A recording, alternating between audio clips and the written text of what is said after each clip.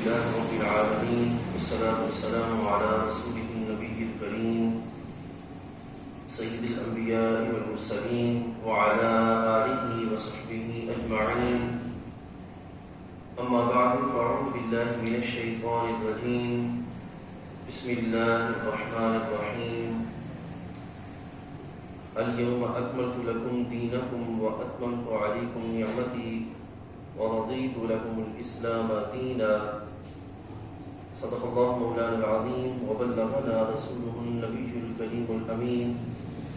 إن الله وملائكته يصلون على النبي يا أيها الذين آمنوا صلوا عليه وسلموا تسليما. الصلاة والسلام عليك يا سيدي يا رسول الله وعلى آلك وأصحابك يا سيدي يا حبيب الله. الصلاة والسلام عليك يا سيدي يا نبي الله وعلى آلك وأصحابك يا سيدي يا نور الله. اللہ رب العزت جل وعلا کا کروڑ شکر ہے کہ اس کریم نے ہم سب کو ایک دفعہ پھر اس مبارک مجلس میں شرکت کی سعادت نصیب فرمائی. رب کائنات ہم سب کا حاضر ہونا اور اس کی توفیق سے جو کلمات خیر جو اعمال صالحہ بجا لائیں وہ کریم اپنی بارگاہ اقدس میں قبول منظور فرمائے. آج انشاءاللہ العزیز ہم آپ کے سامنے قرآن مجید فرقان حمید کے حوالے سے جس موضوع پہ گفتگو کریں گے وہ ہے قرآن کیا ہے دستور حیات. پہلے چند ایک باتیں آپ کے سامنے کہ دستور کیا ہوتا ہے, دستور کسے کہتے ہیں, اس حوالے سے آپ کے سامنے چند ایک باتیں پیش کریں گے. اس کے بعد انشاءاللہ عزیز ہم قرآن مجید فرقان حمید اس کے لحاظ سے کہ قرآن مجید جو ہے یہ کامل دستور حیات ہے جو رب تعالیٰ جل وعلا نے بندوں کی رہنمائی کے لیے ہمیں عطا فرمایا. سب سے پہلے دستور کیا ہے, اور اس سے پہلے ہم چلتے ہیں قرآن مجید فرقان حمید کی آیت کریمہ کی طرف جو میں نے سورۃ المائدہ کی تیسری آیت کریمہ کا ایک حصہ تلاوت کرنے کا شرف حاصل کیا. اس میں رب تعالیٰ جل وعلا ارشاد فرماتا ہے الیوم اکملت لکم دینکم وَأَتْمَمْتُ عَلَيْكُمْ نِعْمَتِي وَرَضِيتُ لَكُمُ الْإِسْلَامَ دِينًا. کہ آج میں نے تمہارے لیے تمہارا دین مکمل کر دیا. وَأَتْمَمْتُ عَلَيْكُمْ نِعْمَتِي اور تم پر اپنی نعمت مکمل فرما دی, اتمام کر دیا نعمت کا. وَرَضِيتُ لَكُمُ الْإِسْلَامَ دِينًا اور تمہارے لیے اسلام کو بطور دین پسند فرما دیا. اب یہاں پہ آیت کریمہ کے لحاظ سے آپ دیکھیں اس کا سیاق و سباق میں بھی پہلو موجود ہے کہ یہ آیت کریمہ نازل ہوئی اس دن جب حج پڑھا جا رہا تھا. محبوب کریم علیہ السلام یوم عرفات کے میدان میں تشریف فرما ہے کہ حبیب علیہ السلام نے وہاں پر جب یہ آیت کریمہ نازل ہوئی تو اس کے بعد جو احکام والی آیات ہیں وہ شاید ایک یا دو نازل ہوئیں, اور اس سے پہلے یہ جو آیت کریمہ نازل ہوئی اس سے پہلے احکام والی آیات تھیں جس میں رب تعالیٰ جل وعلا نے جملہ ایک نظام کا بیان کیا تھا. وہ سارے کا سارا اس سے پہلے نازل ہو چکا تھا.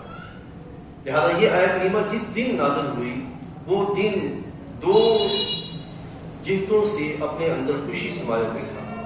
ایک یہ کہ اس دن حج پڑھا جا رہا تھا, دوسرا یہ کہ وہ دن جمعے کا دن تھا.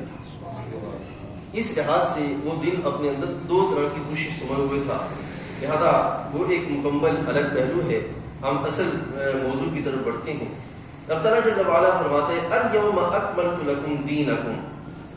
شروع سے لے کر حضرت آدم علیہ السلام سے لے کر ہمارے آقا مولا صلی اللہ علیہ وسلم تک ہر دور کے اندر انسان کو دو چیزوں کی ضرورت رہی ہے. ہر دور کے اندر نمبر ایک وہ ظاہری لوازمات جو انسانی ضروریات کے لیے لازم ہے, انسانی زندگی کی بقا کے لیے لازم ہے, ایک یہ. دوسرا وہ کامل دستور کہ جو انسان کو اس دنیوی زندگی کے اندر رب کائنات جل وعلا کی بندگی کی طرف لوٹا دے. ان دنوں کی چیزوں کی ضرورت کے لحاظ سے ضرورت رہی ہے. تو خالق کائنات جل وعلا نے شروع سے ہی حضرت آدم علیہ السلام سے ہی جناب عیسیٰ علیہ السلام تک ہر دور کے اندر اس دور کی ضرورت کے لحاظ سے رب تعالیٰ جل وعلا نے اہتمام کیا ہر دور کے اندر، آدم علیہ السلام سے لے کر عیسیٰ علیہ السلام تک. لیکن اس دور میں جو سلسلہ رہا وہ اس دور کی ضرورت کے لحاظ سے، اس دور کی ضرورت جتنی اس وقت انسان کی کیفیات تھیں، انسان کی ضروریات تھیں، انسان کے معاملات تھے، اتنا رب تعالیٰ جل وعلا نے اس دور میں احکام کو نازل فرمایا دور کے اعتبار سے.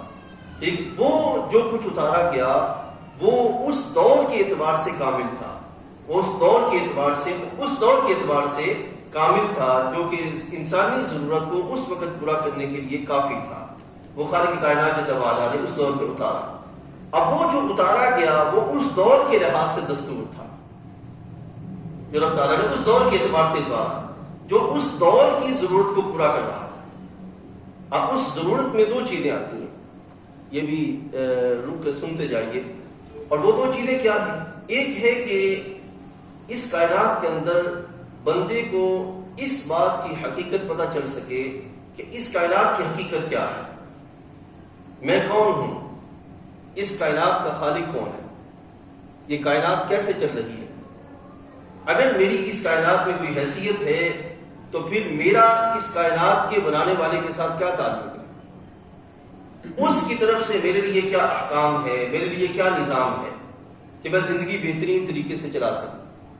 یہ سارے وہ سوالات ہیں جو کہ ایک عام انسان کے ذہن میں آتے ہیں جو کہ اس بات کی جستجو میں ہے کہ کون ہے جو اس کائنات کو چلا رہا ہے، کون ہے جو اس کائنات کے نظام کو چلا رہا ہے، کون ہے جو اس کائنات کو اپنی قوت سے آگے بڑھا رہا ہے، میرا رب تعالیٰ کے ساتھ کیا تعلق ہے، اس کائنات کی حقیقت کیا ہے. یہ سارے سوالات. تو جو دستور رب تعالیٰ جل وعلا نے عطا فرمایا وہ دستور کیسا تھا؟ وہ دستور وہ تھا اس دور کے اعتبار سے کہ اس کے اندر یہ دو چیزیں تھیں. ایک یہ کہ اس کائنات کی حقیقت کیا ہے، دوسرا یہ کہ میری اس کائنات میں حیثیت کیا ہے، اور تیسرا یہ کہ اس کائنات کے خالق کا میرے لیے اپنی بارگاہ سے کیا نظام ہے کہ میں اس کے ساتھ تعلق بنا کر بندگی کے لحاظ سے آگے بڑھوں اور چلتا چلا جاؤں.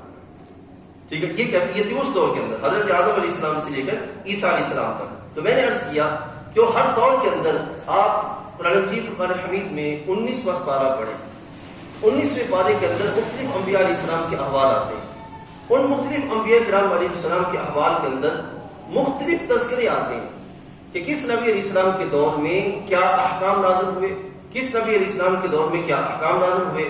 غرض ہے کہ اس نبی علیہ السلام کے دور کی جتنی ضرورت تھی اللہ تعالیٰ نے اس دور میں اتنی ہی ضرورت کے لحاظ سے دستور بندوں کو عطا فرمایا. یہ ادوار کے لحاظ سے سلسلہ چلتا رہا. لیکن جب باری آئی ہمارے آقا مولا حضرت محمد رسول اللہ صلی اللہ علیہ وسلم کی، تو یہ زمانے کے اعتبار سے یہاں پہ یہ بھی یاد رکھیے اللہ تعالیٰ جل وعلا قادر مطلق ہے، وہ علیم خبیر ہے، وہ جانتا ہے کہ زمانے کی ضرورت کیا ہے، بندے کو اس وقت زمانے کے لحاظ سے ضرورت کیا ہے. جتنی اس کی ضرورت تھی اتنا اس ضرورت کے اعتبار سے احکام کو نازل کیا گیا جو اس دور کے تقاضوں کو پورا کرتا تھا. اب باری آئی ہمارے آقا مولا صلی اللہ علیہ وسلم کی، تو یہاں پہ اب ایک ایسے کامل دستور کی ضرورت تھی جو کہ اس وقت کے انسان کو بھی کافی ہو، جو ابھی یعنی کہ انسانی معاشرہ ارتقائی منازل طے کرتے کرتے کسی مقام پہ پہنچے، اس وقت کی ضرورت کو بھی پورا کرتا ہو، اور قیامت تک کے آنے والے انسانوں کی ضروریات کو بھی پورا کرتا ہو. ایسا کوئی دستور چاہیے تھا، ایسا کوئی نظام کامل چاہیے تھا. لہذا یاد رکھیے گا دستور کسی ایسی شے کا نام نہیں ہے کہ جس میں ایک دو پہلو بیان کیے گئے. دستور کہتے ہیں ایک لائحہ عمل کو، ایک نظام کو، ایک ایسے سسٹم کو کہ جس میں انسانی زندگی کے جملہ پہلوؤں کی طرف رہنمائی کا سلسلہ ادا کیا جائے، اس کو دستور کہتے ہیں. ابھی میں آپ کے سامنے مثال رکھتا ہوں. خالق کائنات جل وعلا نے وہ جو دستور ہمیں عطا فرمایا، اس دستور کے لحاظ سے قرآن مجید میں یہ بیان فرمایا الیوم اکملت لکم دینکم، آج میں نے اپنا دین اب تمہارے لیے تمہارا دین مکمل فرما دیا. یعنی کہ رسول اللہ صلی اللہ علیہ وسلم کی ظاہری دور کے اندر دین کس لحاظ سے، من کی جملہ پہلوؤں کی رہنمائی کے لحاظ سے جن جن چیزوں کی ضرورت تھی وہ چیزیں میں نے تمہیں عطا فرما دی.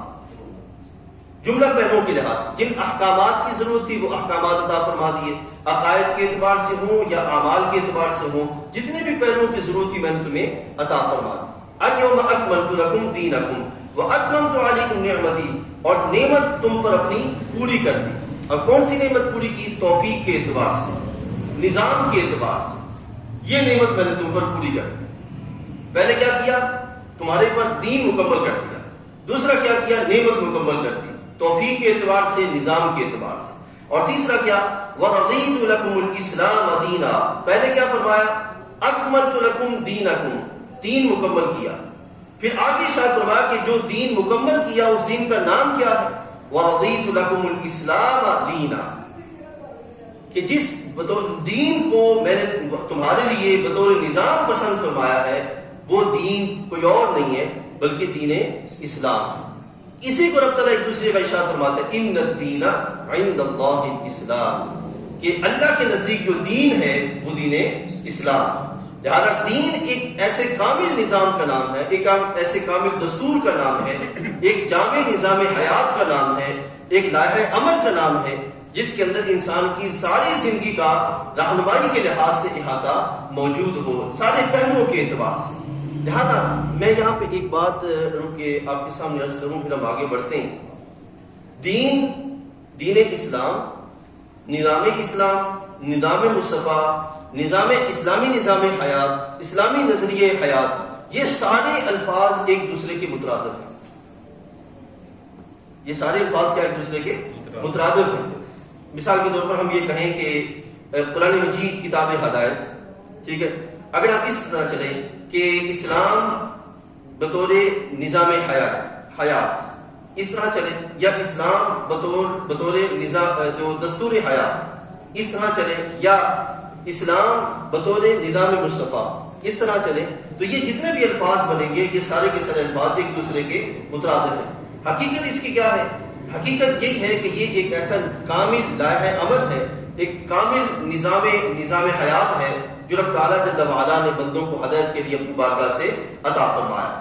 اچھا، اب یہاں پہ یاد رکھیے گا، یہ بات آپ نے اپنے ذہن نشین کرنی ہے کہ جو اللہ تعالیٰ نے ہمیں بطور نظام جو چیز ہمیں عطا فرمائی ہے، اس کے اندر ایک دوسرے کے اعتبار سے وحدت ہے.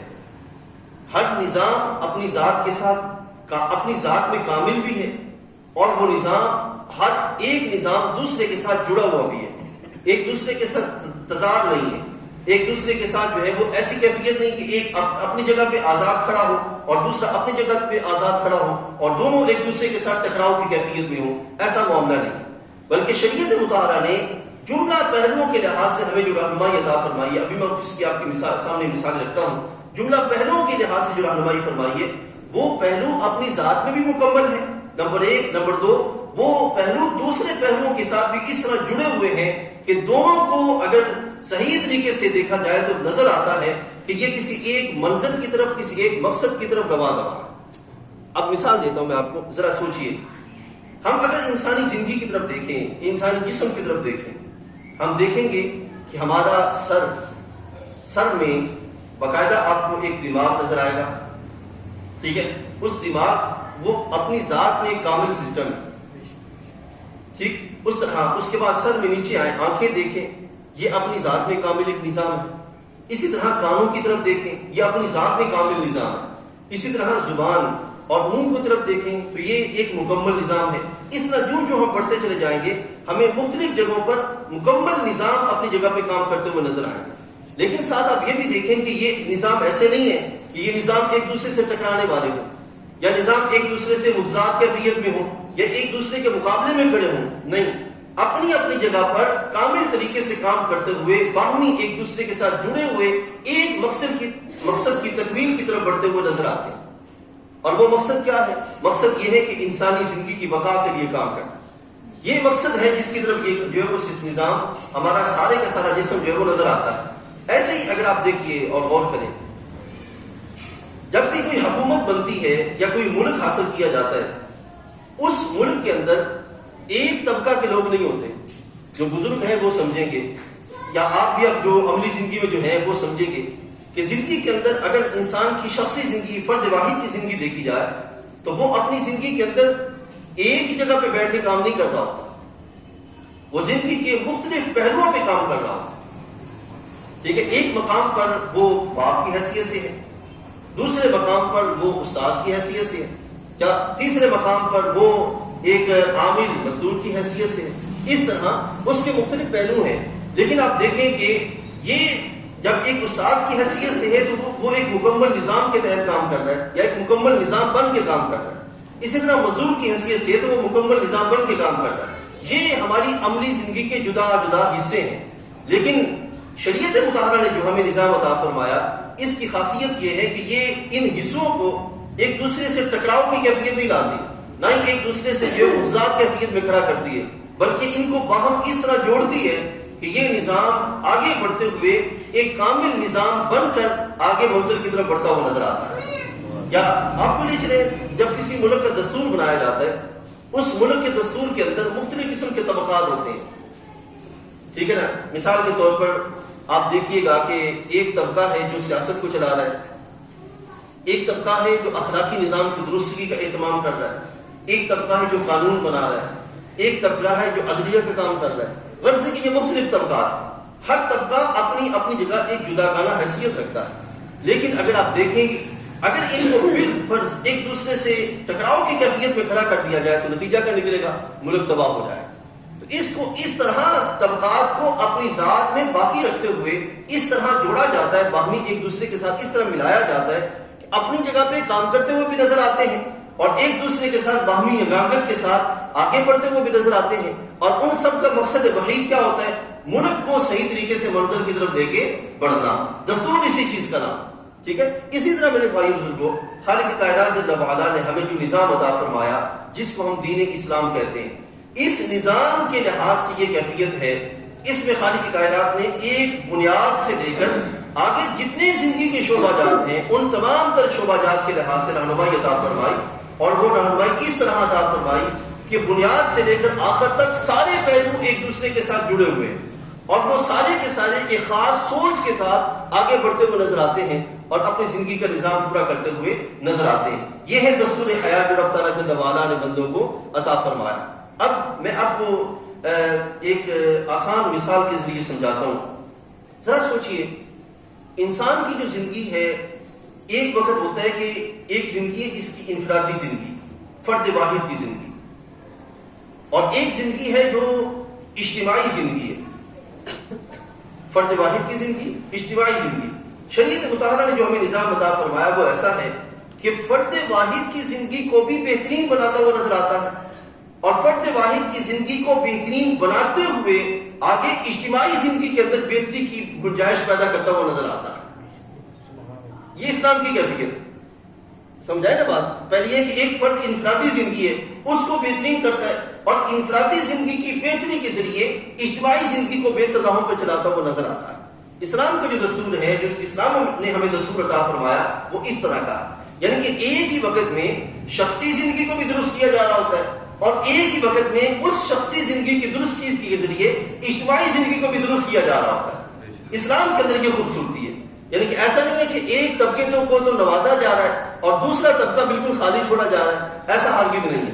یا ایک جہت کو سنوارا جا رہا ہے اور دوسرے جہت کو بالکل خالی چھوڑا جا رہا ہے. اسلام کا نظام یہ نہیں، بلکہ اسلام جو ہمیں دستور عطا فرماتا ہے اس میں ایک ہی وقت میں ایک فرد جملہ جہتوں پہ جب کام کرتا ہوا نظر آتا ہے تو وہ ہر جہت پر آزادانہ انداز میں ایک سوچ کے تحت کام کرتے ہوئے اپنے نظام کو آگے بڑھاتا ہوا نظر آتا ہے. یہ ہے اسلام کا باہمی دستور اور باہمی نظام. اب جو مختلف نظام رب تعالیٰ جل وعلا نے عطا فرمائے اس کے لحاظ سے میرے بھائیو سب سے پہلی جو چیز ہے شخصی زندگی کے اندر وہ ہے کہ انسان کا اپنے خالق کے ساتھ تعلق. سب سے پہلے رب تعالیٰ جل وعلا نے انسان کو اسلام کے اندر اسلامی دستور میں سب سے پہلے جو سبق پڑھایا وہ کیا ہے؟ انسان کا اپنے خالق کے ساتھ تعلق. نمبر 1. نمبر 2، دوسری جو کیفیت ہے جو کہ شخصی اور اجتماعی دونوں زندگیوں میں کام کرتی ہے وہ یہ ہے کہ خالق کی طرف سے بندوں کے لحاظ سے احکامات، یہ دوسرے پہلو. اور تیسرا پہلو یہ ہے کہ ان احکامات کے لحاظ سے بھی سوسائٹی میں تقاضے کیا ہیں. یہ تین چیزیں. اب ذرا دیکھیے، غور کیجیے. قرآن کی فرقان حمید میں آپ کو لیے چلتا ہوں اور مختلف جگہوں سے ایک مثال آپ کے سامنے رکھتے ہوئے پھر ہم بات ختم کریں گے. سب سے پہلے قرآن مجید میں جو بنیاد رکھی گئی وہ ہے ایمانیات. سب سے پہلی چیز کیا ہے؟ ایمانیات. یہ بنیاد ہے. ٹھیک ہے، پہلی چیز ایمانیات. دوسری جو چیز ہے، ایمانیات کی بنیاد پر اگلا جو سٹیپ اسلام میں رکھا وہ ہے عبادات. ایمانیات پھر کیا ہے؟ عبادات. ٹھیک. اور اس کے بعد جو تیسرا سٹیپ آتا ہے وہ ہے معاملات. یہ تین سٹیپ ہے. ٹھیک ہے، پہلا کیا ہے؟ ایمانیات. دوسرا سٹیپ کیا ہے؟ عبادات. اور پھر تیسرا سٹیپ کیا ہے؟ معاملات. ٹھیک. اب کیوں ایمانیات سب سے پہلے کیوں رکھا گیا؟ آپ ذرا تھوڑا سا غور کریں اس پر تو آپ سمجھ پائیں گے کہ سب سے پہلی چیز جو انسان کو سدھارنے کے لحاظ سے لازم ہے وہ ہے انسان کی فکری درستگی. فکری درستگی، انسان کا فکر ٹھیک ہو جائے. ٹھیک ہے. اب یہ جو فکری درستگی ہے اس کو آپ یہ کہہ سکتے ہیں انسان کے عقائد کی اصلاح. سب سے پہلے جس چیز کی طرف اسلام متوجہ کرتا ہے وہ کیا ہے؟ عقائد کی اصلاح. عقائد کی اصلاح کی جائے، کیونکہ ایمان سارے کا سارا کیا ہے؟ عقائد ہے. ٹھیک ہے. ایمان کیا ہے؟ عقائد. انہی چیز کی دوسرے نام کیا ہے؟ یقین کامل. کس چیز پر؟ وہ عقائد صحیحہ جو اللہ اور اس کے رسول علیہ السلام نے ہمیں عطا فرمایا. تو سب سے پہلی چیز کیا ہے؟ ایمانیات کا باب. ایمانیات کیا ہے؟ افکار کی درستگی، عقائد کی درستگی. اسلام اس پہ سب سے پہلے زور دیتا ہے. اور آپ پورے کا پورا قرآن مجید اٹھا کے دیکھ لیں تو رب تعالیٰ جل وعلا جب کلام فرمائے گا آمنوا وعملوا الصالحات، آمنوا وعملوا الصالحات، پہلی چیز کیا ہے؟ ایمان. اور اس پر کیا ہے؟ اعمال صالحہ. اگر ایک بندہ صاحب ایمان نہیں ہے، عمل کے اعتبار سے وہ کتنی ہی بھلائی کی طرف ہے، لیکن اس کے ایمان نہ ہونے کے سبب اس کے عمل کا کوئی وزن نہیں ہوگا، نہ دنیا میں نہ آخرت میں. اور دوسری طرف اگر کوئی بندہ صاحب ایمان ہے تو حدیث میں آتا ہے کہ قیامت کے دن اللہ تعالیٰ ایک بندے کو پہاڑ کے جتنا ثواب بندے کے نامہ اعمال میں لکھے گا. تو بندہ عرض کرے گا کہ مولا یہ میرے کس عمل کا نتیجہ ہے؟ رب تعالیٰ جل وعلا فرمائے گا کہ تو نے دنیا میں میری رضا کی خاطر ایک کھجور صدقہ کی تھی. وہ جو ایمانیات کی بنیاد پر اخلاص کے ساتھ جو نے کھجور صدقہ کی تھی، آج اس کا یہ فائدہ ہے کہ تجھے یہ ثواب پہاڑ کے برابر عطا کیا جا رہا ہے. ٹھیک ہے. تو یہ ہے کہ پہلی چیز کیا ہے؟ ایمانیات کی درستگی. کیونکہ افکار کی درستگی ہوگی تو آگے معاملہ درستگی کی طرف بڑھنا شروع ہو جائے گا. پہلی جو چیز عطا فرمائی وہ کیا ہے؟ ایمانیات کے باب میں فکر کی درستگی. دوسری چیز کیا ہے؟ عبادت، عبادات، یعنی کہ اس پر اللہ تعالیٰ جل وعلا کی بارگاہ میں سجدہ ریزی، شکر گزاری اللہ تعالیٰ جل وعلا کی. تو وہ ہے کیا ہے؟ عبادات کا باب. اس میں رب تعالیٰ جل وعلا، ابھی میں مثال دیتا ہوں آپ کو، پھر آپ کے سامنے آپ کو آسانی سے سمجھ آ جائے گی. رب تعالیٰ فرماتے ہیں الذین یؤمنون بالغیب ویقیمون الصلاۃ ومما رزقناہم ينفقون. پہلی چیز کیا ہے؟ یؤمنون بالغیب. دوسری چیز کیا ہے؟ وَيُقِيمُونَ الصَّلَاةَ. یہ کیا ہے؟ نظام عبادت. ایمان کی بنیاد پر نظام عبادت ہے. اور اگر بندے کا ایمان ٹھیک نہیں ہے تو اس کا نظام عبادت میں بھی بھلے کتنی ہی درستگی ہو اس کو وہ فائدہ نہیں ہوگا جو فائدہ جو صاحب ایمان بندے کو رب تعالیٰ جل وعلا عطا فرمائے. ٹھیک ہے. یہ دوسری چیز ہے، ایمان جو ہے وہ عبادات کا سلسلہ. اور تیسری چیز کیا ہے؟ وَمِمَّا رَزَقْنَاهُمْ يُنْفِقُونَ. اب یہاں پر رزق سے کیا مراد ہے؟ ہر وہ چیز جو بندے کا حصہ ہے، نصیب ہے، جو رب تعالیٰ بندے کو عطا فرمائے وہ رزق ہے. اور یہاں پہ ویسے عمومی جو تفسیر ہے وہ یہی ہے کہ اللہ کی راہ میں خرچ کرنا. یہاں پہ خاص روپے پیسے کی بات نہیں ہے، ہر وہ چیز جو رب تعالیٰ بندے کو عطا فرمائے. اور یہاں پہ ہر وہ چیز سے مراد انسان کی عقل بھی ہے، شعور بھی ہے، جسم بھی ہے، اولاد بھی ہے، کاروبار بھی ہے، جملہ معاملات ہیں، سارے اس کے اندر داخل. تو یہ دیکھیں تینوں ایک دوسرے کے ساتھ جڑے ہوئے. اگر کوئی بندہ ایمان کو نکال دے اور کہے کہ میں جو ہے وہ صرف عبادات کے ذریعے کام چلاؤں تب بھی ممکن نہیں. ٹھیک ہے. اور اگر کوئی بندہ نماز جو ہے وہ ایمان اور عبادات اس چیز میں اپنے آپ کو ٹھیک رکھے اور باقی معاملات میں درستگی پیدا نہ کرے تو اس کا مطلب ہے کہ ابھی بھی وہ ناقص ہے، کامل دستور کا مطلب کیا ہے کہ وہ زندگی کے تمام پہلو جس پر رب تعالیٰ جل وعلا نے ہدایت کے لحاظ سے سلسلہ عطا فرمائے ہیں ان سب کو وہ قبول کرے اور سب کے لحاظ سے آگے بڑھنے کا اہتمام کرے. پھر قرآن مجید فرقان حمید کے اندر دوسرے پارے میں آپ دیکھیے گا خالق کائنات جل وعلا آیت کریمہ ہے ایک آیت البر اسے کہتے ہیں. آیت البر یہ قرآن مجید کی ایک آیت ہے سورہ بقرہ کے اندر آیت کریمہ نمبر 177. اس میں رب تعالیٰ جل وعلا ارشاد فرماتا ہے ليس البر ان تولوا وجوهكم قبل المشرق والمغرب ولكن البر من آمن بالله واليوم الآخر والملائكة والكتاب والنبيين. اب یہ پہلا حصہ ہے اس کا. اس میں سب سے پہلے جس چیز کا تذکرہ کیا گیا وہ کیا ہے؟ ایمان کا. سب سے پہلا تذکرہ کس کا ہے؟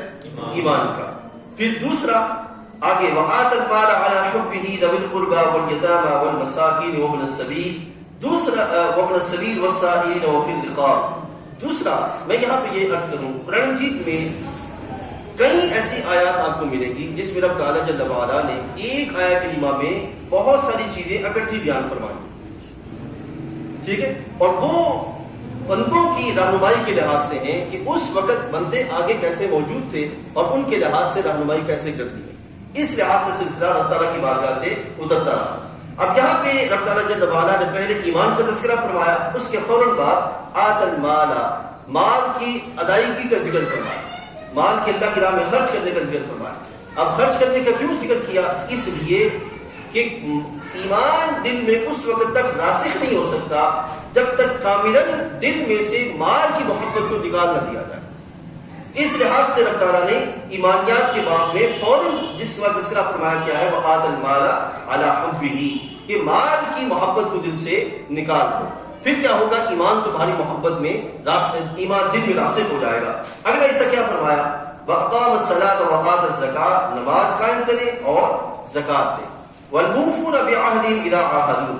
اب یہاں پر تذکرہ کر کے مالی عبادت اور بدنی عبادت کا تذکرہ کر کے آگے فرمایا وَالْمُوفُونَ بِعَهْدِهِمْ إِذَا عَاهَدُوا. کیا کریں؟ وعدہ پورا کریں جب وہ وعدہ کریں. اب یہاں پر دیکھیے انسان کی زندگی کے اندر کتنے نظام ہیں جس کی درستگی کے لیے اس کو رب تعالیٰ کی بارگاہ سے رہنمائی ملی. سب سے پہلی چیز ہے ایمانیات کا نظام, عبادات کا نظام, پھر معاملات کا نظام. پھر معاملات کے نظام میں اخلاقی نظام ہے, سیاسی نظام ہے, سماجی نظام ہے, معاشرتی نظام ہے, معاشی نظام ہے, اقتصادی نظام ہے, دفاعی نظام ہے. غرض ہے کہ یہ سارے نظام ہیں جن نظام ہائے زندگی کے لحاظ سے رب تعالیٰ نے اپنی بارگاہ سے بندوں کے لیے رہنمائی نازل فرمائی.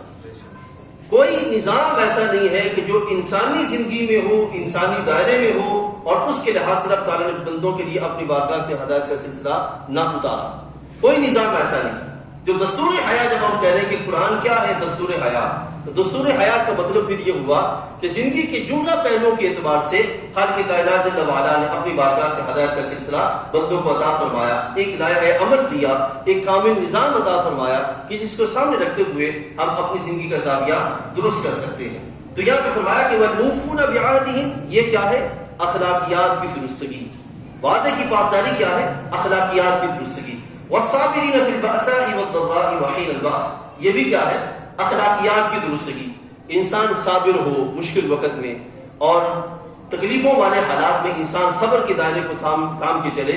تو یہ رب تعالیٰ فرمایا اولئک الذین صدقوا, یہ وہ لوگ ہیں جن کی زندگیاں اللہ کی بارگاہ میں اپنے قول پر صداقت کے لحاظ سے قبول ہو گئی ہیں. اولئک الذین صدقوا, یعنی کہ جو ایمان لائے پھر آگے اسی ٹریک پر چلتے چلتے انہوں نے اپنی مشکلات والی زندگی کو ہدایت پر باقی رکھنے کا اہتمام کیا. تو رب تعالیٰ ان کے لیے اعلان فرماتا ہے اولئک الذین صدقوا, یہی وہ لوگ ہیں جو سچے لوگ ہیں. واولئک هم المتقون, یہی وہ لوگ ہیں جو صاحب اصحاب تقوی لوگ ہیں. یہ ہے دستور یعنی کہ رب تعالیٰ کی بارگاہ سے جو بندے کو عطا فرمایا گیا. اب دیکھیے قرآن مجید فرقان حمید کے اندر 3 طرح کی آیات ہیں جس میں دستور کا ذکر ہے. ایک ہے یا ایھا الذین آمنو. قرآن مجید میں یہ آیات تقریباً 87 دفعہ ہے. یا ایھا الذین آمنو. اور حضرت عبداللہ بن عباس رضی اللہ عنہ ارشاد فرماتے ہیں کہ یہ جو یا ایھا الذین آمنو والی آیات ہیں یہ پیغام اس امت کے لیے خاص ہے. یا ایھا الذین آمنوا یا ایھا الذین آمنوا یا ایھا الذین آمنوا، اس میں جو پیغام آیا، اس میں 87 مقامات پر خالق کائنات جل وعلا نے مختلف جہتوں کے اعتبار سے اس امت کو انفرادی حیثیت سے اور امتیازی حیثیت سے جو رہنمائی دینی تھی وہ اللہ تعالیٰ جل وعلا نے عطا فرمائی، یا ایھا الذین آمنوا کہہ کر۔ اور وہ کون سی ہے؟ مثال کے طور پر سب سے پہلی جو قرآن مجید کے اندر یا ایھا الذین آمنوا کے تحت بندوں کے لیے رہنمائی آئی وہ ہے لا تقولوا راعنا وقولوا انظرنا واسمعوا، ادب مصطفیٰ علیہ السلام۔ سب سے پہلے جو انسان کی زندگی کے لیے رہنمائی کا سلسلہ آیا وہ کیا ہے؟ یا ایھا الذین آمنوا کے ذریعے ادب مصطفیٰ، یعنی کہ قرآن مجید فرقان حمید کے اندر یہ نہیں ہے کہ انسان کو اپنی ضروریات کے اعتبار سے، معاملات کے اعتبار سے جو چیز چاہیے وہ انسان وہ کچھ لیتا تو رہے، لیکن جو ذات اقدس یہ سب کچھ لا کے بندوں تک پہنچا رہی ہے اور اس کی تشریحات کا اور اس کی وضاحتوں کا اہتمام فرما رہی ہے اور بندوں کو رب تعالیٰ کی بندگی کے ساتھ جوڑ رہی ہے، اس کی حیثیت سے سرے سے ختم کر دیا جائے نہیں۔ شریعت مطہرہ اس بات میں نہیں بیان فرماتی، دوہری سسٹم کو رب تعالیٰ بیان فرما رہا ہے۔ ایک ہی وقت میں بندے کا رب تعالیٰ سے بھی تعلق مضبوط ہوتا جائے اور ایک ہی وقت میں بندے کا اس کے رسول علیہ السلام سے بھی تعلق مضبوط ہوتا جائے، آداب کے اعتبار سے اور معاملات کے اعتبار سے، دونوں چیزیں۔ ایک ہے یہ آیت کریمہ جو قرآن مجید فرقان حمید کے اندر بیان کی گئی، دوسری ہے قرآن مجید کی فرقان حمید کے اندر جس میں باقاعدہ دستور بیان کیا گیا، وہ ہے قل سے جو آیات شروع ہوتی ہیں، قل هو اللہ احد اللہ الصمد لم یلد ولم یولد۔ اب اس میں جو عقائد ہیں ہمارے ان کی اصلاح کے لحاظ سے معاملہ بیان فرمایا گیا۔ اسی طرح قل ان کنتم تحبون اللہ فاتبعونی یحببکم اللہ، اس میں بھی دستور کا ایک رستہ بیان کیا گیا کہ جو بندہ یہ چاہتا ہے کہ اللہ جل وعلا اس سے محبت کرے، اس کو چاہیے کہ اس کو اعلان کرنے کی ضرورت نہیں ہے، اس کو چاہیے کہ وہ سرکار کی اتباع کا دامن تھام لے، اللہ تعالیٰ خود بخود اس بندے سے محبت فرمائے۔ سبحان اللہ۔ یہ ایک یعنی کہ طریقہ، ایک دستور، ایک رستہ جو ہے وہ ہمیں عطا کیا گیا ہے کہ ہم قرآن مجید فرقان حمید کو محض تبرک کی، محض توسل کی اور محض جو ہے وہ اپنے فوج شدگان پر پڑھنے والی جو ہے سورہ مبارکہ یا قرآن کتاب ہے اس کو نہ سمجھیں، بلکہ اس کو مکمل نظام حیات کی صورت میں اس کو سمجھیں۔ رب تعالیٰ جل وعلا نے قرآن مجید میں کون کون سے احکام ہیں جو بندوں پہ نازل فرمائے یا بندوں کے لیے نازل فرمائے سرکار دو عالم صلی اللہ علیہ وسلم کی ذات اقدس کے ذریعے، اور پھر ان کو سمجھا جائے اور اس پر پھر باقاعدہ آگے عمل کرنے کا اہتمام کیا جائے۔ میں ایک اختصار کے ساتھ ایک مثال آپ کے سامنے اور رکھتا ہوں، پھر ہم اپنی بات کو مکمل کرتے ہیں۔ دوسرے پارے کے اندر رب تعالیٰ جل وعلا قرآن مجید فرقان حمید کے لحاظ سے ایمان والوں کو ان کی زندگیوں کے لحاظ سے ایک طریق عطا فرماتا ہے کہ تم نے اپنی زندگی میں کیسے آگے بڑھنا ہے۔ اب دیکھیے رب تعالیٰ فرماتا ہے یا ایھا الذین آمنوا استعینوا بالصبر والصلاۃ، کہ زندگی میں جب تلخیاں آ جائیں، جب مصائب آ جائیں، جب پریشانیاں آ جائیں، زندگی میں جب کٹھن مراحل آ جائیں، تو اس وقت تم نے زندگی میں آگے کیسے بڑھنا ہے، یہ بیان کیا گیا اس سورہ مبارکہ کے اندر، سورۃ البقرہ کی آیت کریمہ نمبر 153 سے 157 پر۔ اس میں رب تعالیٰ جل وعلا نے 3 چیزوں کا بیان کیا ہے۔ ایک یہ کہ حالات کیسے ہوں گے، دوسرا یہ کہ حالات میں چلنا کیسے ہے، اور تیسرا یہ کہ جو ان حالات میں بیان کردہ نظام کے مطابق چلیں گے ان کو ملے گا کیا۔ تینوں چیزیں بیان فرمائیں۔ خود سوچے ایک لمحے کے لیے کہ اسلام کا جو نظام ہے اس میں محض انسان کو اندھیرے رستوں پہ نہیں چلایا جاتا، روشن راہوں پہ چلایا جاتا۔ ان کو خبر دی جاتی ہے کہ اس ٹریک پر، اس بنیاد کے ذریعے جب تم چلو گے تو پھر نتیجہ کیا نکلے گا کہ آنے والا دور روشن ہوگا۔ آپ دیکھتے ہیں حدیث میں کئی جگہوں پر یہ چیز بیان کی جاتی ہے کہ محبوب علیہ السلام نے ارشاد فرمایا کہ جو بندہ یہ عمل کرے، مثال کے طور پر ایک حدیث کے اندر ہے سرکار نے ارشاد فرمایا کہ جو بندہ رستے میں چلتے ہوئے اپنی نگاہوں کی حفاظت کرے تو اللہ جل وعلا اس کی عبادت کی لذت میں اضافہ فرما دے گا۔ اب دیکھیں یہ ایک محض ظاہر کے اعتبار سے بڑا عامی اعتبار سے بڑا معمولی عمل سمجھا جائے گا، لیکن حقیقی اعتبار سے اگر دیکھیں تو یہ ایمانیات کی باغ میں رہتے ہوئے اپنے عمل کی حفاظت اور پھر عمل کی حفاظت کے ذریعے رزلٹ تک اتنی تیزی سے پہنچنا ہے کہ جو بندہ ادھر سے اپنی آنکھوں کی حفاظت کرے گا ایمانیات کی باب پر، ادھر سے رب تعالیٰ جل وعلا اس بندے کو اپنی رحمتوں کا خزانہ بھی دے گا، سکون بھی عطا کرے گا، اور اپنی بارگاہ میں عزتوں کا اضافہ بھی فرما دے گا۔ تو یہ ہے اسلام کا دستور، کہ اس میں یہ نہیں ہے کہ بندے کو پتہ نہیں ملے گا کہ نہیں ملے گا، بندے تک پہنچے گا کہ نہیں پہنچے گا، یا ایک غیر یقینی سا معاملہ ہے کہ بندہ اپنی منزل تک پہنچ پائے گا کہ نہیں پہنچ پائے گا۔ نہیں، یہ معاملہ نہیں ہے۔ اب دیکھیے اسلام میں جتنے بھی بزرگان دین گزرے ہیں، اگر آپ ان کو اٹھا کے دیکھیں تو انہوں نے اسلام کے دستور کو کامل طریقے سے پکڑا اور کامل طریقے سے انہوں نے اپنی زندگی میں اپنایا۔ نتیجہ کیا نکلا کہ خالق کائنات جل وعلا نے اپنا وہ وعدہ، ان الذین قالوا ربنا اللہ ثم استقاموا تتنزل علیہم الملائکہ، کہ جو رب کہے گا اللہ تعالیٰ جل وعلا کو، مطلب اس کے الہ ہونے کو تسلیم کر دے گا اور پھر اس پہ ڈٹ جائے گا، تو رب تعالیٰ فرماتا ہے ہم دنیوی زندگی میں ہی اس پر فرشتے نازل فرما دیں گے۔ یہ اصول ہے خالق کائنات جل وعلا کا، یہ ہے اسلام۔ اور اسی اسلام میں یہ پچھلے دنوں آپ نے دیکھا کہ پاکستان کی سرزمین پر باقاعدہ پلاننگ کے ذریعے بے حیائی کی نام نہاد راہوں کو عام کرنے کا سلوگن جو ہے وہ اٹھایا گیا، اور اس میں نہ جانے کیسے کیسے جو بکواسات ہیں وہ وہاں پہ کی جاتی نہیں، ریٹن فارم میں بھی اور ویسے دوسری صورت میں بھی کی جاتی نہیں۔ اس اعتبار سے قرآن مجید فرقان حمید کی میں آپ کو سنوں گا کہ جو سورہ نور ہے، سورہ نور یہ، اور سورہ نساء، سورہ نور، سورہ نساء، سورہ حجرات، یہ تینوں جو سورہ مبارکہ ہیں یہ اپنی بچیوں کو ضرور پڑھائی جائے۔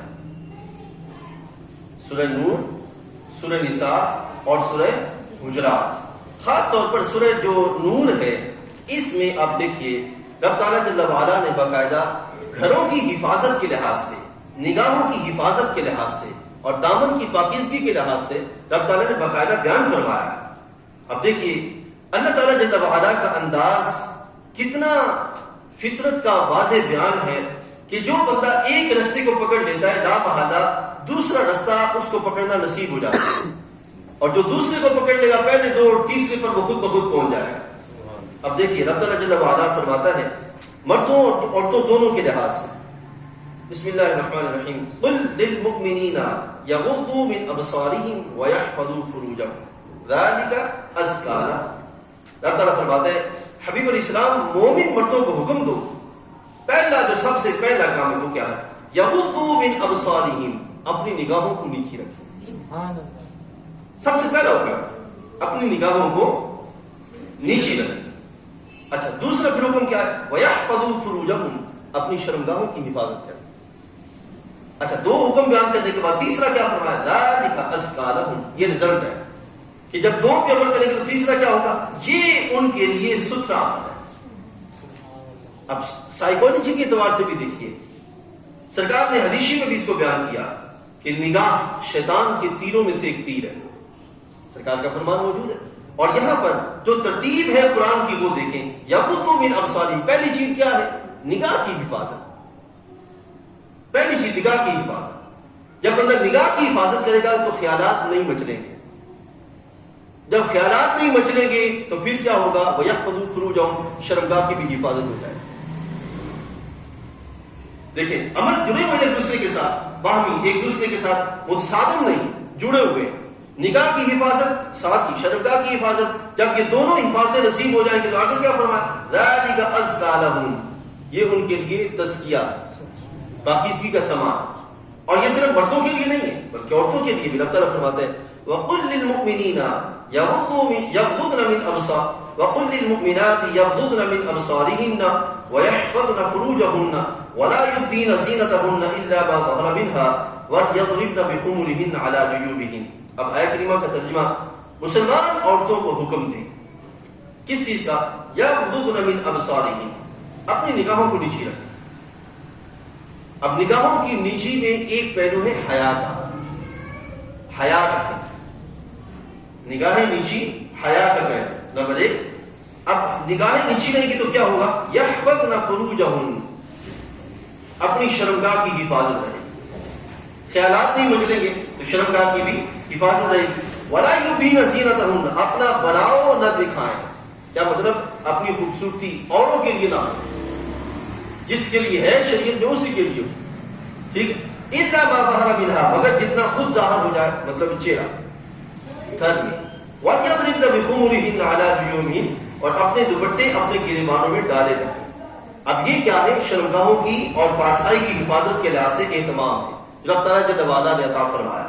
اس لحاظ سے میرے بھائیوں بزرگوں، قرآن مجید فرقان حمید کے اندر خالق کائنات جل وعلا نے جب ہم کہیں گے قرآن دستور حیات، اس کا مطلب یہ ہے یہ ہرگز نہیں ہے کہ قرآن کسی ایک پہلو کی بات کرتا ہے یا دو پہلوؤں کی بات کرتا ہے، نہیں، قرآن مجید فرقان حمید ایک ایسا عمل ہے، ایک مکمل نظام ہے جو رب کائنات جل وعلا نے ہمیں زندگی کے تمام تر پہلوؤں کے اعتبار سے رہنمائی کے لحاظ سے ہمیں عطا فرمایا ہے۔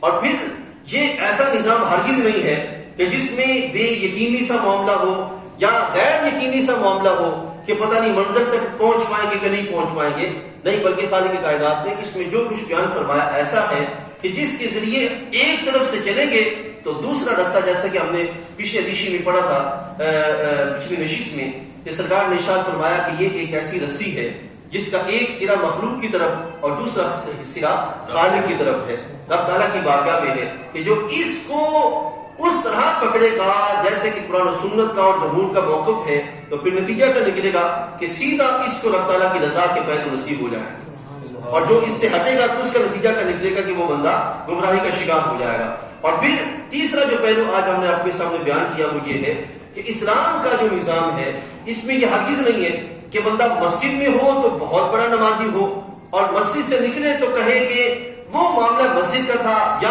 میرا اپنا معاملہ ہے، میں اس کو جیسے چاہے لے کے چلوں۔ نہیں، شریعت مطہرہ نے ہمیں جو اسلام بطور نظام عطا فرمایا یا دستور حیات کے اعتبار سے عطا فرمایا قرآن، وہ اس لحاظ سے ہے کہ بندہ گھر میں ہو، دکان میں ہو، گودام میں ہو، مکان میں ہو، کسی بھی جگہ پہ بیٹھا ہو، ہاتھ میں تقریر لیے کھڑا ہو یا قلم ہو یا کوئی بھی کیفیت اس کے ہاتھ میں ہو یا اس کے معاملات میں ہو، تو وہ وہاں پر کس پہلو کو سامنے رکھے؟ ایمانیات کے بات کو سامنے رکھے، اور رب ذوالجلال جل وعلا کے جو ایمان کا جو تقاضا ہے اس کو سامنے رکھتے ہوئے پھر وہ وقت گزارے، تو پھر نتیجہ کا نکلے گا کہ اللہ تعالیٰ اس کو منزل تک پہنچنے کی توفیق بھی عطا فرما دے گا اور اس کو منزل تک پہنچا دے گا۔ اور اگر بندہ اس سے ہٹا ہو تو خود سوچے ایک لمحے کے لیے کہ یہ جو آج کل ہمارے معاشرے کے اندر ہوائیں چل رہی ہیں کہ مذہب اور سیاست جدا جدا، یا دین اور دنیا جدا جدا، یا یہ کہ جو مذہبی زندگی اور دنیوی زندگی جدا جدا، یا یہ کہ یہ مذہب جو ہے یہ انسان کا پرسنل معاملہ ہے اور باقی معاملات جو ہے یہ انسان کے لیے اس لحاظ سے آزاد ہے، اس میں وہ جیسے چاہے زندگی گزارے۔ تو اسلام نے ہمیں جو دستور عطا فرمایا ہے وہ دستور ایسا نہیں ہے کہ اس میں ایک ہی وقت میں بندہ اللہ کی بارگاہ میں بہت زیادہ جھکا ہوا ہو اور دوسرے وقت میں وہ اللہ کی بارگاہ کے لحاظ سے بغاوت اور سرکشی کا پہلو پکڑے ہوئے ہو۔ نہیں، اسلام کا نظام یہ ہے کہ ایک ہی وقت میں جہاں بندہ اللہ کی بارگاہ میں جھکے ہوئے ہیں تو اسی جھکاؤ کے تقاضوں کو پورا کرتے ہوئے دوسرے لمحے میں وہ اللہ تعالیٰ کی بندگی کے تقاضوں کو پورا کر رہا، اس کیفیت کے ساتھ وہ آگے بڑھے گا تو پھر اللہ کی بارگاہ سے اس کے لیے کامیابی اس کا حصہ اسے نصیب ہو جائے گا۔ اور اگر اس کیفیت سے جدا ہوگا تو میرے بھائیو یہاں اس نشست کو رکھنے کا بھی مقصد یہی ہے کہ ہم جو قرآن مجید ہے اس کو باقاعدہ سے سمجھ سکیں اور سمجھ کر پھر اللہ کی بارگاہ سے اپنی ساری زندگی کے پہلوؤں پر غور و فکر کرتے ہوئے اللہ سے توفیق مانگے کہ اللہ میری فلاں جگہ پر اگر ایمانیات کا باب مکمل نہیں ہے تو اس کو توفیق پورا کرنے کی توفیق عطا فرما۔ میں ایک جگہ بیٹھا تھا، ایک مثال سنیے، انہوں نے بڑا خوبصورت طریقے سے اس کو بیان فرمایا، کہتے کہ دیکھو اگر ایک گھر ہو اور اس گھر کے 100 کمرے ہوں اور بندہ یہ چاہے کہ میرے سارے کمرے روشن ہو جائیں تو وہ کیا کرے گا؟ اس کے لیے لازم ہے کہ وہ روشنی کے اہتمام کو ہر کمرے تک پہنچانے کی کوشش کرے، روشنی کو اہتمام کے ذریعے ہر کمرے تک پہنچانے کی کوشش کرے۔ جب ہر کمرے تک پہنچائے گا تو پھر کیا ہوگا؟ ہر کمرہ روشن ہو جائے گا، ٹھیک ہے۔ اور اگر وہ ہر کمرے تک نہیں پہنچائے گا، مین گیٹ پہ لگا دے اور کہے کہ اس سے روشنی میرے 100 کے 100 کمروں تک پہنچ جائے، ایسا ممکن ہوگا؟ ایسا تو نہیں ہوگا۔ اس کے لیے کیا کرنا ہوگا؟ اسے تھوڑی سی کوشش کرنی ہوگی، اس کوشش کے ذریعے اس کو سارے کمروں تک روشنی پہنچانی ہوگی۔ پھر اس کو یہ کرنے کی ضرورت نہیں ہے کہ میں فلاں کمرے میں فلاں کمرے میں فلاں کمرے میں، پھر وہ یہاں سے بٹن دبائے گا تو ہر کمرہ اس کا روشن ہو جائے گا۔ تو یہ جو روشنی ہے ایمان کی، اس کو ہر جگہوں پر لانے کی ضرورت ہے۔ اور وہ کیا ہے احساس، وہ کیا ہے یقین کامل. اس کو ہر جگہ تک پہنچانے کی ضرورت ہے کہ بندہ دکان میں کھڑا ہے تو وہاں پہ بھی اس کو احساس ہو کہ میں رب کا بندہ ہوں. سمجھا نا؟ وہ گھر میں بیٹھا ہے بیوی بچوں کے درمیان تو اس کو احساس ہو کہ میں رب کا بندہ ہوں. گلی میں کھڑا ہے تو بھی اس کو احساس ہو کہ میں رب کا بندہ ہوں. یہ احساس اگر مضبوط ہو جائے گا تو سمجھے کہ پھر اللہ تعالیٰ کا فضل جو ہے وہ شامل حال ہو گیا. صحابہ میں اور ہم میں کیا فرق ہے، یا جن کو ہم اولیاء کاملین کہتے ہیں ان میں اور ہم میں کیا فرق ہے؟ وہ اپنے احساس کو مضبوط کرتے ہیں، وہ اپنے یقین کو مضبوط کرتے ہیں، وہ اپنے اس رستے کو مضبوط کرتے ہیں جس رستے پر ان کو اس احساس کی بنیاد پر تقاضے پر چلنا آسان ہو جاتا ہے، وہ اس کو مضبوط کرتے ہیں. تو اس بات سے میرے بھائی بزرگوں کوشش کریں ہم سب مل کر کہ دستور جو رب تعالیٰ ہمیں عطا فرماتا ہے قرآن کی صورت میں اس کو باقاعدہ پڑھیں، اس کو صحیح طریقے سے سمجھیں. میں آپ کو عرض کروں گا کہ قرآن مجید کا تلاوت اور اس کے اندر جو احکام ہیں، جو آیات ہیں، ترجمہ، تفسیر جو خزائن العرفان کی صورت میں ہے اس کا مطالعہ کرنے کی کوشش کریں اور کسی صحیح عقیدہ مستند جو عالم دین ہے اس کے ساتھ اپنا رابطہ مضبوط رکھیں. اور جتنی قوت کے ساتھ آپ اس کی طرف بڑھیں گے تو یقین جانیے قرآن جتنی تیزی سے کوئی اس کی طرف آتا ہے نا یہ اس سے بڑھ کے تیزی کی طرف اس کی طرف جاتا ہے، اس کو نوازتا ہے، اس کو لوٹاتا ہے جس کے لیے یہ کوشش، جو اس کے لیے کوشش کرتا ہے اس کو لوٹا دیتا ہے. اس واسطے میرے بھائی بزرگوں ہم اس مجلس کو یوں ہی نہ رکھیں کہ آنا بیٹھنا اور پھر جو وہ چلے جانا، بلکہ اس مجلس میں باقاعدہ اس چیز کا بھی اہتمام کیا جائے کہ آپ حضرات کے ذہن میں سوالات ہوں جب آپ تشریف لائیں تو پھر ہم یہاں پہ اس کا بھی اہتمام کریں. تو خالق کائنات جل وعلا ہمارا سب کا آنا بیٹھنا اپنی بارگاہ اقدس میں قبول و منظور فرمائے. واخر دعوانا الحمدللہ رب العالمین.